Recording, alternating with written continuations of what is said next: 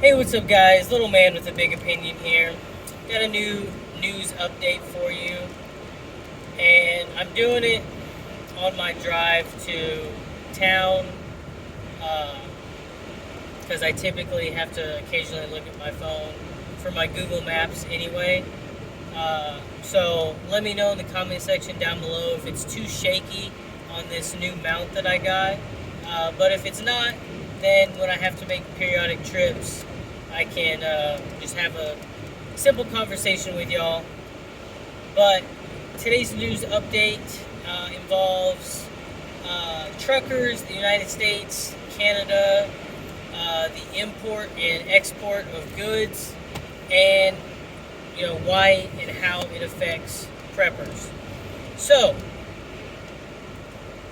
a border crossing between the United States and Canada was virtually shut down because of a trucker protest. Without getting political, Canada is requiring all truckers coming into Canada from the United States, or not from all American truckers coming into Canada, you have to have proof of vaccination. From the article, I don't know if that's your 2 shots or your 2 shots and your booster or whatever, but that's their requirement.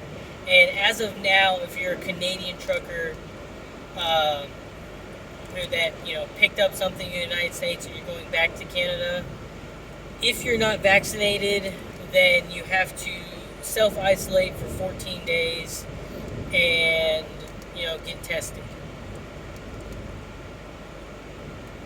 Which, as far as I was concerned, I thought the science was 10 days and then they cut it down to 5, but I don't keep up with that. I don't live close enough to Canada that this really bothers me. But what it does bother is if enough truckers decide that they don't want to go to Canada because they don't have to have a vaccine, then that's really going to affect Canadians. Just looking up statistics, they import about 115 billion in automobile parts and machinery, 67 billion in just machinery parts in general. Their imports from the United States is in the billions. The U.S. buying stuff from Canada, it also includes, it was 12.8% of all of Canada's exports. So, a pretty substantial chunk. Now, the United States, sending or buying stuff from Canada is a lot less than Canada buying from the United States. But, like I've said in the past, truckers are, the blood supply of the nation. And all these highways are like the veins. And if, the truck drivers quit delivering stuff, then it'd take a maximum of 72 hours before all hell to break loose.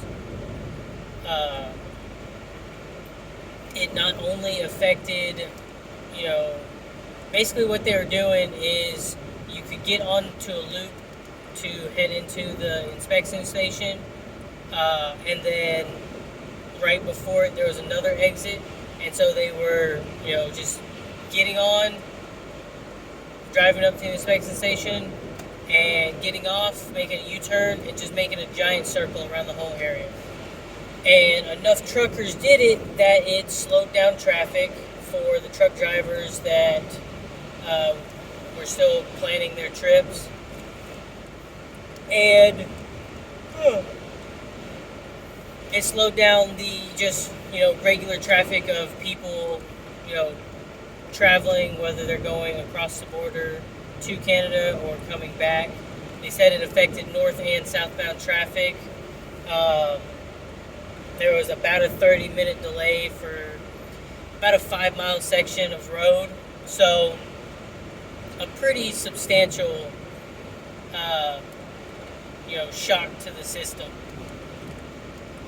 And if Canada has said you got to have the vaccine, there's a substantial amount of truckers, whether they don't have it and don't plan on getting it, or they have it and they don't think it should be mandated, so they're joining in the protest.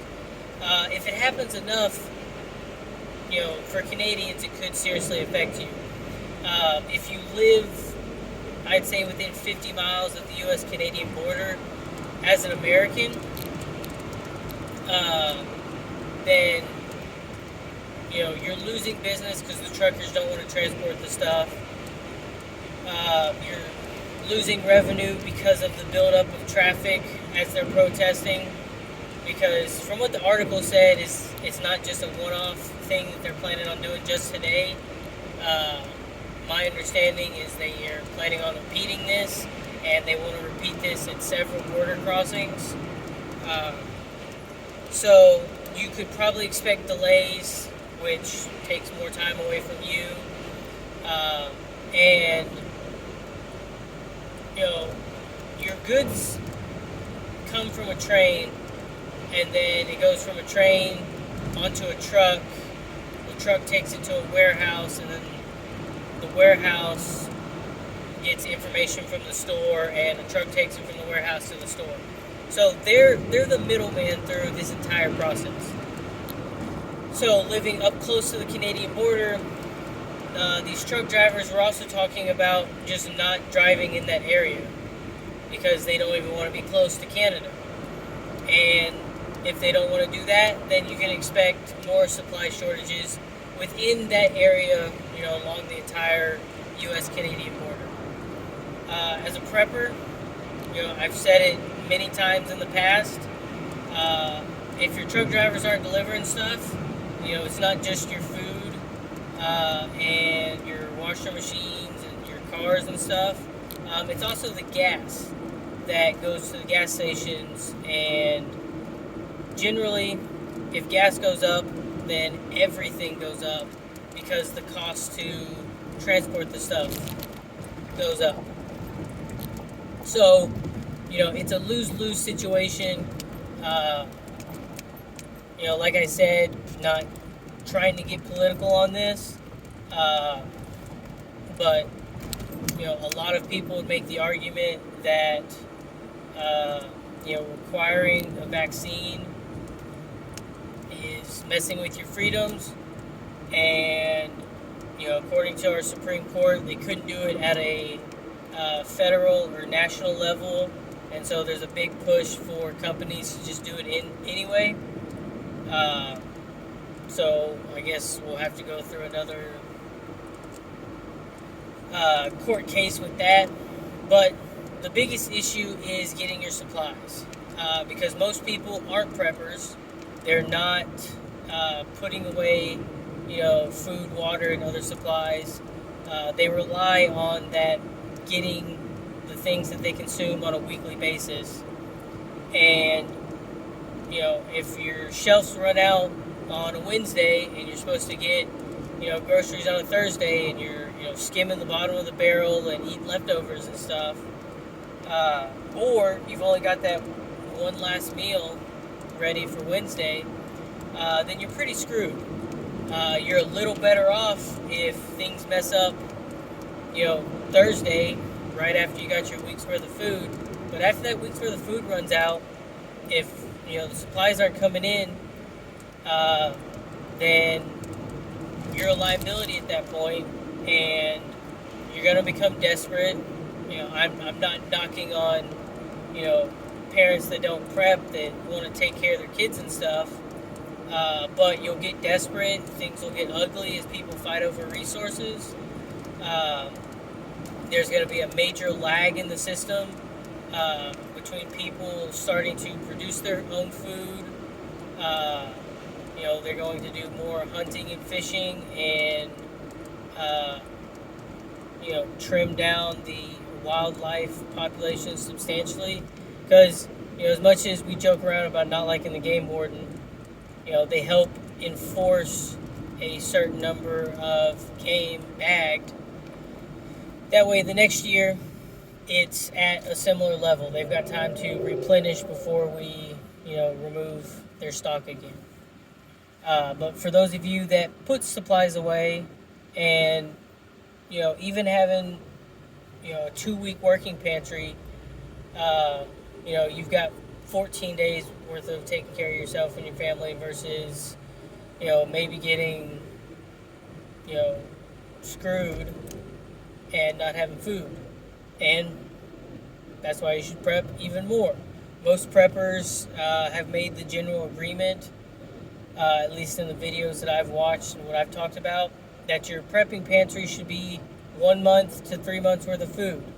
It should be at least 7 days worth of meals that your family enjoys, that you can cook fairly easy, that's fairly non-perishable. That way, you set your pantry up to where you consume the oldest stuff that you bought, and you still do weekly shopping, but instead of buying weekly food that you eat that week, you buy weekly food to replace in the pantry, so you always have, let's say you have a 2 month working pantry. Even if the grid goes down right before you're about to go get your weekly groceries, then you're sitting at 7 weeks worth of food instead of maybe a few days, and you're throwing stuff together and you're contemplating eating the dog food. So that's what you should be doing as a prepper. That's how you can handle this situation, because if every trucker just up and decided we're not going to work today, then I wouldn't consider that a massive shock. I would consider that like a stab in the thigh. I mean, you're going to be seriously wounded, and that moment where you've got 24 hours of products not being restocked, you'd be surprised at how much of what's on the shelves that look full almost every time you go grocery shopping, how much of it's gone. And then another panic buy happens. People buy up as much of the stuff as they can, and you're left without anything, even when the supply chain is functioning. So as a prepper, stack to the rafters and don't stop stacking. Head closer to the prospect of being self-reliant. If you're producing all of your, meat, starches, carbs, fruits, vegetables, and you don't have to rely on the system, then you're taking care of yourself, you're taking care of your family. And the system has failed more times than you have. That'll be your pick-me-up for the day. So when the system fails and there's, tens of millions, if not hundreds of millions, struggling and, waiting for the government to come save them, you've saved yourself. I guess my last analogy is, teach yourself to swim, so that way when you get in that situation, you're taking care of yourself instead of waiting for the lifeguard to come get you. And with that, what are your thoughts on this? Do you think the trucking protest is going to get much worse? Do you think they're just doing, a couple of weeks worth of this and then they're stopping? What are you actively doing to prepare? Because, I think a supply chain issue and economic collapse is the biggest thing we got to worry about. What are you actively doing to prepare for what you're most worried about? Let me know in the comment section down below, and subscribe to the channel if you enjoy what I'm doing. You like my take on the news, you just enjoy learning stuff about prepping. And then when you do hit the subscribe button, hit the little bell, because you never know when I'm going to release a video. And with that, catch you in the next one.